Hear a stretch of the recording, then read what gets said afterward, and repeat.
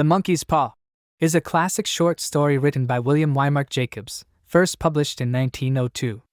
It is a tale of supernatural consequences, wishes gone awry, and the price one pays for tampering with fate. The story begins with Mr. and Mrs. White and their son Herbert spending a quiet evening in their cozy home.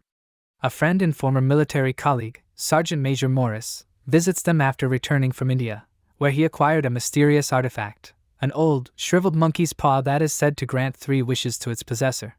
Sergeant Major Morris, having experienced the dark consequences of a wish granted by the monkey's paw himself, tries to dissuade the Whites from using it. He shares tales of the previous owner's wishes, which were marked by tragedy and misfortune. Despite his warnings, the Whites are intrigued and, at Morris's insistence, Mr. White makes a wish for £200, their desired sum.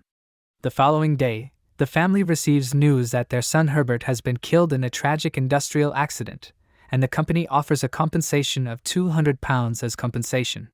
Shocked and grief-stricken, the Whites begin to connect the wish made on the monkey's paw to the tragic event.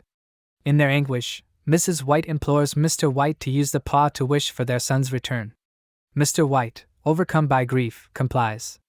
That night, they hear a knocking on their door, and Mrs. White desperately wishes that whatever is knocking be kept outside.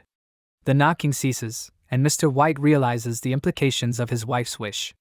In the darkness, they realize that their resurrected son is outside, but Mr. White hesitates to let him in. Instead, he makes his final wish on the paw, to undo the previous wish. The knocking ceases once more, and the story ends with a sense of grim uncertainty as to what lurks outside their door.